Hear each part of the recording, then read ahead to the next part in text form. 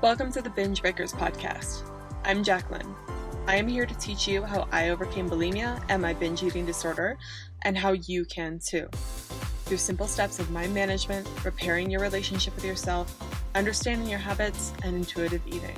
Disclaimer: this recording is not intended to be utilized as medical advice or a medical diagnosis.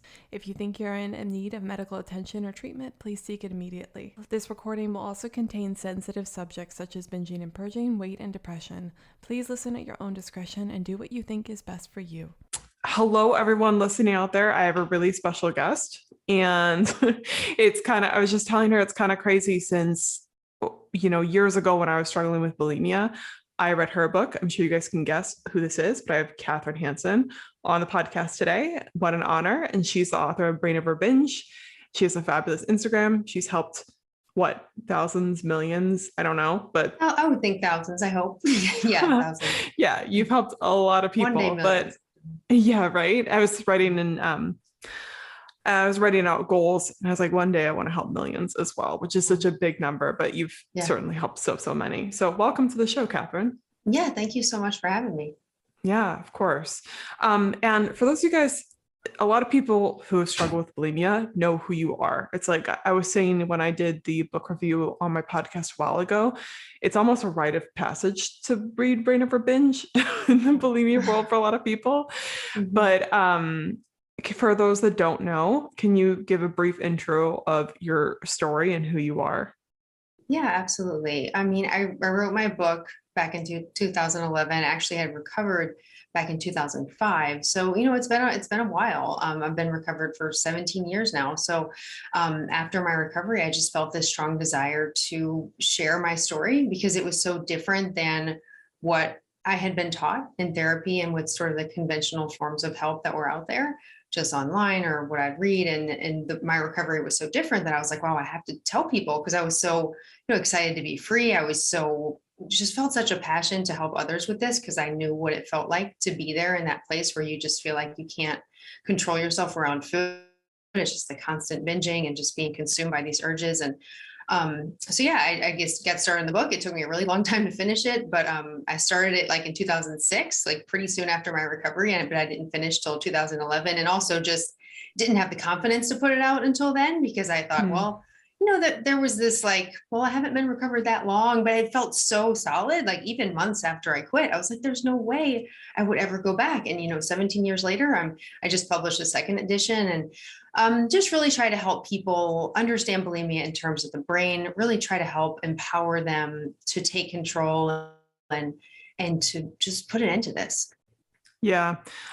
What you said about not wanting to put out the book too soon after recovery, I relate to that a lot. And I put out my podcast, I think, only a few years after I recovered myself, and I had the same thoughts.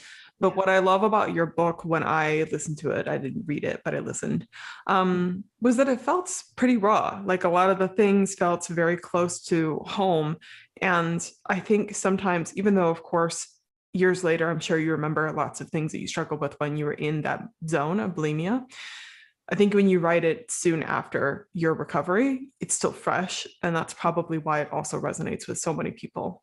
Yeah, for sure. And that's why when I revisited it for the second edition, which I just put out, I didn't really change any of that raw, genuine story. I might reword some things, but the fact that I started writing so soon after recovery, these things were so fresh in my mind. I still had my journals, I still had everything, and I could never do that today. So I'm really glad that I started writing. And I think that's great that you did as well. That you started helping people pretty soon after your recovery, because you still remember what it's like to be in that place. Mm-hmm. And you can speak from, a more personal perspective in that way. Absolutely. I was going to ask you at the end of the podcast, but I'll ask you now since you mentioned it. What's different about the second edition? I haven't read it yet. Yeah, I mean, it's fundamentally kind of the same book as far as the message, as far as, sharing my story. The things I changed, I'll just sort of run through briefly, is that in the first edition, I maybe ventured a little from my story and really sticking to my story. And then if people need more forms of help, there's the Brain Over Binge recovery guide. I have a course, I have coaching, things like that. But it's just sharing my story and then empowering people to use what works from my story, and then also create their own story. Basically, I'm more supportive of like different things work for different people, but still sending that strong message that you absolutely can control this, but just that people recover on different timelines, use what works for you type of thing. So I think it lines up more to what I believe now. Like there's things I've learned over the years. So I've sort of streamlined some things. People said the first book was repetitive, so I tried to cut out some repetition, things to improve it. I got a new cover, things like that, but all like the overall message is the same. Okay. Yeah.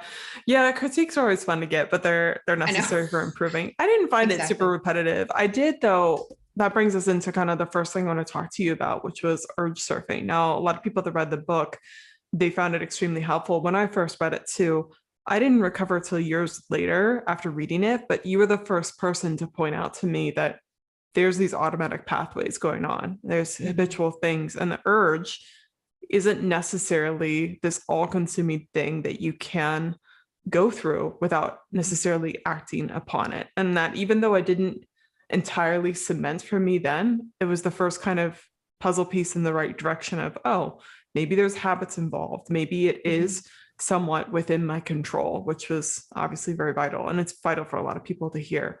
But I find that some people, they still have trouble understanding how to actually go through an urge. So do you mind explaining a little bit more about that? How do people urge surf, basically? Yeah, absolutely. And it's interesting, like you use the word urge surf, and that I did use that in my book. And but my approach is a little different than an urge surf. That's something that I had learned in therapy as well. And it is very similar, but I'll kind of explain how my approach is a little different. Surfing an urge traditionally is thought of as you just basically ride it out. Like you try to kind of survive it. And I'm sure that people explain it in different ways, but the way I sort of came to understand it is that there's this big, powerful thing coming over you, and you just have to like do what you can to get to the other side of it. And to me, that it felt like unempowering a little bit, in that I felt like the urge was taking control of me, and that it's really what I wanted to do. And I had to really hold myself back from doing it. And I had to just get through it. And the way I came to understand urges was sort of in a different way. And I changed my perspective surrounding the urges so that it no longer felt like I was trying to survive the urge. It no longer felt like the urge could sort of toss me about in the waves, to kind of continue the analogy. But I learned to, what I described as like, watch the waves from the shore. And the waves being the urges, like realizing that those urges weren't really capable of moving me toward the food. They weren't capable of, driving me into action based on some basic brain science, in that the urges come from this really primal part of your brain, this really habitual place. These urges are a lot of times from dieting, and I'm sure we'll get maybe more into that later, but the urges actually didn't have the ability to sort of sweep me out to sea and to the refrigerator, I guess you would say. So I learned to observe them, like observe the urges with a very much more detached perspective, like separating myself from them, realizing those urges weren't truly me, realizing they weren't calling for anything I truly wanted. And in doing that, I was able to be a lot more calm. It didn't feel like I was trying to survive anymore. I mean, of course, emotions could arise and things like that, but overall, it just helped the urges feel a lot less uncomfortable. Yeah, Does that make sense? thank you. That makes total sense. You explained it really beautifully. And I like that you clarified that it's different than urge surfing, because I think people will sometimes, I think a lot of people had that misconception that you were more of a fan of urge surfing. I probably just didn't do my homework, honestly. No, it's totally okay. And I actually use the term in my books, dismissing urges, like you sort of dismiss them as you, like they're meaningless to you. They're powerless. They're powerless to make you act. They're sort of these harmless messages. So it's like dismissing them. And actually, a coach that's working with people now with the Brain Over Binge approach, my coach, Julie Mann, uses the term allow. You allow the urges. You allow them to be there. You don't fight them. You don't resist them. So I think either one of those terms, dismissing, allowing, it might help you sort of just reframe the experience you're having, so you don't feel like you're just trying to survive it. And does that make sense? Yeah, no. And that's what I was going to say, is that people think that thoughts, changing just simple thoughts and how you phrase things is kind of woo, or it's not actually that helpful, but using different language around it and shifting your perspective around things can make a world of difference, because it's not like when you kind of discovered how these urges were working in your brain, it's not like you fundamentally changed, that you were still experiencing the same urge, but your perspective on it had changed, and that allowed you to remain more detached, or as you say, dismissing it and be the observer versus being swept out to sea, which is, yeah. Your coach, she's from the life coach school, right? Yes. Right. Yeah. They, I was going to say with the allowing the urge, I love that concept because they teach it within the life coach school too. And that I think really cemented in my recovery of like, oh, you can allow the urge, you can dismiss an urge instead of fighting with it or grappling with it or being swept out to sea with it and having no power until it's over, which is an awful feeling to have. Yeah. And I love what you said about shifting your perspective, really changing things, because people are always looking for, what do I do? Like, what do I need to do to get through this? And there was nothing really different that I did. I mean, when I was sort of in that conventional therapy, I was always looking to do something. I was looking to find the emotion that was behind it, maybe, and try to solve for that, or finding the problem that had triggered it, or whatever. I'm trying to distract myself, trying to, do any number of alternate activities. And like, without that fundamental change in perspective, all of that just felt completely impossible. But then once I shifted my perspective, then I could sort of do anything that I thought would be helpful to get through it. But it wasn't, it didn't feel like I had to do those things. Like it was an option. So I think that's helpful for people out there to hear, is that the change in perspective is much more important than what you actually do during the urge. Yeah, absolutely. I mean, your thoughts are very, very powerful. How you see things are powerful. And I always say, if you don't believe that you can recover, you're never necessarily going to try. If you believe that it has power over you, then no matter what you do, it's always going to end probably in the same way, because eventually you might give in, or eventually it's just going to take over you. It's crazy to think that your thoughts impact how you function in the world so much, but they really, really do. You briefly mentioned that we might talk about nutrition. I wasn't going to ask you too much about nutrition, but I always like to tell people, it's very hard to do anything with urges if you aren't getting adequate nutrition and those sort of things. What's a good question? How did you tackle food and getting things to eat while you were trying to recover and going through urges? Yeah, that's a good question. I think I was sort of fortunate in that I had already done that piece before I learned about the brain and how to see the urges in a new way. That piece was basically in place for me already, because I had been to a nutritionist. I knew kind of how much I needed to eat. I was committed to giving up dieting by that point. Like, I had fully seen that dieting was leading to problems for me. I had fully seen that the restriction was kind of causing all this. And I mean, obviously in therapy, I learned that other things were causing it, emotions, things like that, which I'm getting on a tangent here, but I came to see that wasn't the case either. So I was already eating in a relatively normal way by the time I did learn to see urges in a new way and stop acting on them. The only thing I was doing still was like purging by overexercising. I was kind of restricting on the day after binges.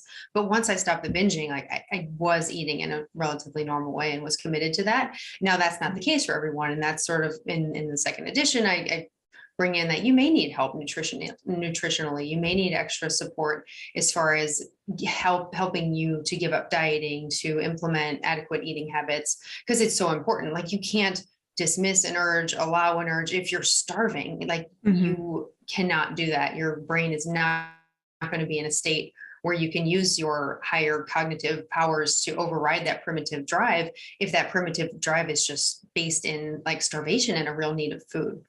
Yeah, absolutely. It's hard, if not sometimes impossible, to override those things. So thank you for the clarification. And yeah, I think for you and your journey, it's so interesting because you had done so much preemptive work before actually dismissing those urges. So I had a similar experience, not necessarily as long of a journey as you, but I had about 6 to 7 months before I stopped binging for good. when I was doing work emotionally and also eating more regularly, even though it wasn't completely, I was still doing some restriction things and overexercising things like you were discussing too. Mm-hmm. But that work really built up to me eventually being able to dismiss an urge and observe the urge without it being this big deal. So people kind of hear, I think, sometimes our stories and they're like, it just worked like that. And they aren't necessarily seeing maybe the buildup that led to that as well. Yeah, totally. Yeah, I think the eating piece is really important. I think some people can stop binging maybe in a day, but it takes them, everyone's journey is different, obviously, but the binging is almost sometimes the more clear-cut behavior to stop than the dieting, the restricting, the body obsessions, weight obsessions, things like that, which does need to unravel in order for you to consistently eat adequately, to allow the urges to go away, to decondition the habit in the brain, to tame those survival instincts. You just have to be eating enough, and you have to consistently eat enough. Like if you don't sort of address these weight obsessions, these dieting obsessions, you could tip back into dieting and then reignite the whole process. So it's just such a fundamental part of making the change and then making the change last. Yeah, absolutely. And that kind of brings me into exercising during recovery. Now, did the extra over exercising stop when the binging stopped for you? Yeah, it did. Yeah, for sure. I mean, I hated the overexercising, hated it. I mean, I'm sure people feel that way about the self-induced vomiting. Like it's a terrible behavior. Like it's exhausting. It's not healthy. It does so much damage to your body. And I was doing it because I felt so out of control during the binges that I felt like I had to do something to make up for it. I had to, and I got in this habit of overexercising. So yeah, I mean, when the binges stopped, I stopped that desire for the massive amounts of exercise. I talked about in the book that there were some circumstances that could sort of bring up a desire for maybe an unhealthy form of exercise. And that's, I think a lot of it was just based in remnants of the old habit. Like if I would overeat a little bit, then I might have thoughts like, oh, you should just run some extra miles or things like that. And I would just do the same thing with those urges that I would do with the binge urges. It's just kind of realize, okay, that's a habit. That's my brain producing some old thoughts, and just dismiss them. And I was able to keep exercise in a healthy place in my life. That's really good to know, because I was going to ask you about the over-exercising, but I wasn't sure if it was even a problem for you after you stopped binging, since I was the same way. Even though sometimes I would still have urges to purge, and that's the thing that's probably lingered the most after recovery. It really wasn't a big issue for me after recovery because I didn't have as much of a need to do it in the first place. But it's good to know that not good for you, I guess. I'm sorry that you struggled with it. No, but it's good to know you still kind of had that issue of, oh, we overate, maybe we should go over exercise. And I love what you said about applying the same thing to binge urges as you would exercise urges. And it kind of makes me think about how the skills that you learn of dismissing an urge are so applicable to different things in life, not just the binge urges in itself.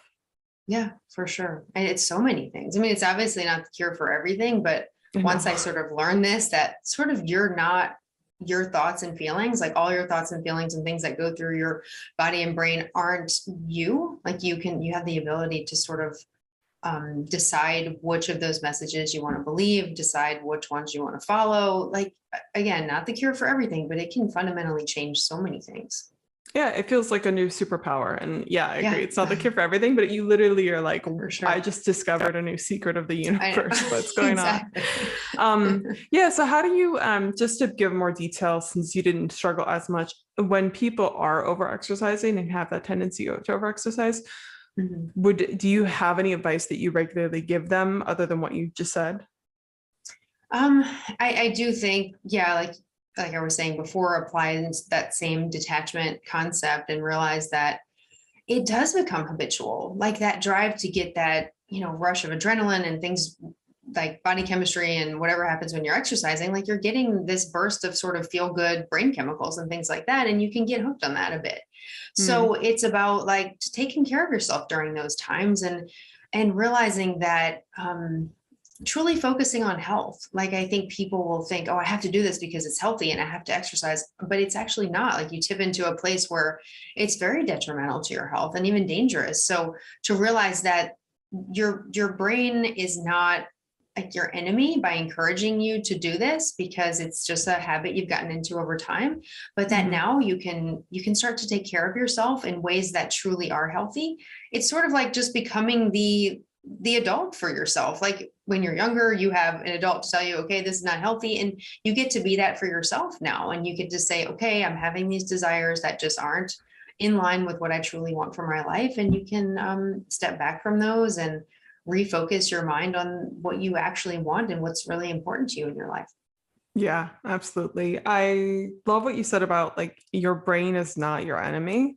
And I was just talking with a client this morning about how it's important not to shame yourself for the initial reactions that come up. So it makes, like you said, it makes total sense why you'd want to exercise like that, why you do want to keep on doing it. And it's not bad, but realizing that it's not helping you in certain ways and it can be damaging. I think that's the next step is, you know, actually fully seeing how it's creating a negative in your life and understanding that. Because I think a lot of us, we know these behaviors are bad, but then we still do it. And part of that's habitual. Part of it might be because you see some sort of little benefit or you're not completely sold on it. So I think understanding the full picture and then, like you said, becoming an adult in your own brain and then using the detachment, all really wonderful advice. Yeah. So I wanted to ask two more things. One, well, the end, I wanted to ask about your book. We already kind of talked about it, but I wanted to ask you about, you know, what life was like after recovery. And did you ever have any kind of, it seemed like you were pretty confident that you were never going back. Yeah. I mean, truly I was. And from very early on, like even when I was still having urges, it was like, I knew they weren't me. I knew I didn't want to act on them ever again. And eventually it shifted to where binging like seemed the exact opposite of appealing. I think that's something people don't realize about recovery is that there will be a point where you will not want to binge by any stretch of the imagination. It will seem like just the opposite of pleasure. And I think that some people think you'll always kind of have this desire and this will always be part of you and you'll always sort of have to fend it off. And I think it's really encouraging to hear from, you know, me or other people who have recovered that have the same experience that you just don't want it anymore. And that's a wonderful place to get to because it's like, it's total freedom, you know? The other things when people, I find it hard to give up bulimia because they think I'm never going to be able to binge again. I'm never going to have these things again. And it's like, yeah, but you don't realize that recovering removes the desire to binge in the first place. And like you said, it's freedom. You don't want it anymore. Yeah. That's really profound what you said, because there's that fear of, oh my gosh, I'm never going to get to do this again. But yeah, it totally eases that fear to realize, yeah, but I won't want to. So, Sorry for interrupting. I just wanted to point that just out. try to find my thought process. But yeah, like as far as life after recovery, I think one huge thing for me to learn was that life is not perfect after recovery. And that's something I feel like is the most important thing for me to say up front, because I feel like that held me back for a long time, thinking that not necessarily that it would be perfect, but that I would sort of have things figured out and that I would, you know, be able to cope with my life and my problems and my emotions really well. And that's what I was trying to learn in therapy. Like if I learned to do that, then I would no longer want to binge, when really the only way to make myself not want to binge was to continuously not act on that desire. Then that desire went away. So it took away the desire to binge. It took away the habit. Everything else was still there. The emotions, you know, problems, things like that, except the emotions and problems that the binging itself caused, which was a lot. Like so many, like the time, the energy that it takes up, the negative effect it has on relationships, the negative effect it has on like confidence. You know, you remove all that guilt, all that shame, you just immediately have more confidence. You have more, you're less isolated. You have more of an ability to connect with other people, to go after things you want to do, even if like you fail at all of that, which I have. I mean, like not everything, like obviously, you know, there's been some great things in my life, but if you like make your recovery contingent on you being successful, on you not having bad things happen, on you not failing, on you, you know, then you're never going to be free of this, because life will never be perfect. Absolutely. So I think that's just huge. Yeah, no, it's funny. Like we think that like someone the other day commented and said, I just want to be happy. And recovery will help you, I think, in that, but you aren't just going to simply be happy once recovery is over. But like you're saying, it removes so many of the problems that come with it. It's like you release this ankle weight. I'm kind of curious because again, your story was so similar to mine when you had that chapter about how your dad took you over to go live with your boyfriend. I had the almost exact same experience. It was so weird reading it. It's like, oh, this isn't a unique experience, but I was slipping back into binging, and I was struggling at the time when it happened, but I went on to live with my boyfriend for about 3 years and in bulimia, and it affected my relationship so much, so awful. How did your relationship change after you recovered? Yeah, I mean, I think it's another example of how life isn't perfect after recovery, but I think like getting into that relationship as a bulimic, like it wasn't necessarily like my authentic self. I didn't know who I was. I didn't like, so it definitely changed in that I did have more of the ability to connect, and more of the ability to, just be in the moment with someone. I didn't have that drain on my time. So I say this, but I also realized there were problems there in that relationship that maybe I didn't see because I was so distracted by binging and purging. And I wasn't purposefully doing those things to distract myself, but it does distract you from your life. It does, cloud your judgment on a lot of things. So when I stopped binging, it wasn't like, oh, now I have this perfect relationship. It's like, okay, I can better function in a relationship, but there are some problems I may be ignored. So there was that. So That's in a way, hilarious. it's just, I love it. So it's like, I wish I could sit here and say that like that makes everything better, but that's just another example of if I would have thought, okay, I need to have perfect relationships to be recovered, I would have never been recovered. And I stayed in that relationship a long time, but I'm divorced now. So another example of how life is hard and challenging. And but like getting through all that stuff as a non-bulimic is so much easier than trying to get through it as a bulimic. Does that make sense? Yeah, it makes total sense. I always say, which sounds super woo, but not having bulimia in your life allows you to be more present with both the bad and the good. Yes. And so first of all, I think it makes the good so much richer because you're there for it. When you're numbing things out, when you're distracting with bulimia, I think it numbs out the bad sometimes, but it also numbs out the good, and you're not really there for it. But then, like you said, the bad that you're experiencing, you get a lot better at handling that bad. And it's still just as painful, if not more painful, maybe because you're more aware of it, you're more there for it. But I'd rather handle something being functional for it and being able to be there instead of just not barely functioning myself. And also, with relationships, this is a whole side tangent, but a lot of people think, oh, relationship ending is a failure, relationship ending is not a good thing. But I've seen a lot of people that go through relationships where it ends and it's a peaceful thing that happens, and like it was the right thing. So you know, I don't want to get into your marriage or anything like that, but you going through bulimia recovery allowed you to figure out what you needed most in a relationship, which is a beautiful thing.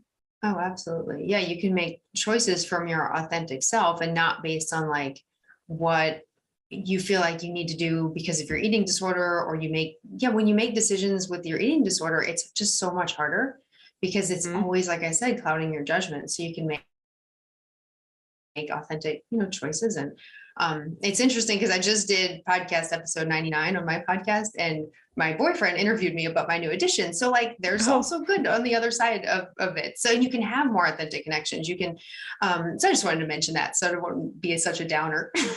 Yeah, no, it's not a downer. And I'm sure like I eventually want to rope my boyfriend into being on the podcast. He's like a little resistant to it, but eventually I'll get him on here because I love to hear their perspective. I mean, I guess your boyfriend never knew you when you were struggling with it, but no, never. I mean, we haven't been together a super long time, but it's so, I guess it's just so great to approach relationships as a recovered person, and I've been recovered a long time now, so I've had an opportunity to just make all sorts of connections, and you're just so much more of your authentic self. And like, just encourage everyone out there that you have so much to offer. And when you're stuck in an eating disorder, you're not able to pursue the things that sort of light you up, or the things that can give back to other people. And gosh, everyone just has so much to offer. And people with eating disorders, like I know you know as well, like working with so many smart people, so many incredible human beings that just have so much to give, and just taking that struggle away, you get to do all of that. Yeah, 100%. Okay. Well, the only other thing I have to ask you is, you think you already gave usually ask people, is there anything else you'd say? And so I'd hate to do that. But is there anything else that you would say to anyone out there struggling, if there's anything you feel like we didn't cover? Sure. First of all, I appreciate all the great questions. I think we've covered a lot. I think that's been very helpful, I hope. And I mean, I know it sounds like try it, but like, please, like, you absolutely can do this. I mean, I know what it feels like to be in that place where you feel controlled by your urges. You feel like you can't stop, the shame that comes afterward. You feel like I'm never going to be able to lead a normal life. But like, there's been so many people that have felt this way. And I think anyone who has recovered has probably felt that way at one point or another. And it doesn't minimize at all what you're going through.